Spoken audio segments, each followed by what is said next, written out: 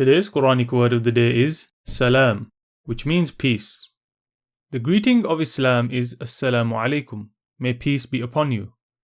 This is a dua that we make for the person we are greeting. We can add to our greeting and dua by saying wa rahmatullahi wa barakatuh, and the mercy of Allah and His blessings. The person we are greeting should respond with equal to our greeting or better.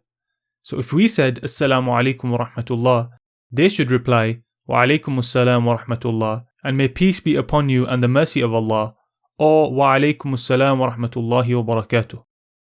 Our Messenger sallallahu alaihi wasallam told us one of the ways to increase the love between us is to spread the salam.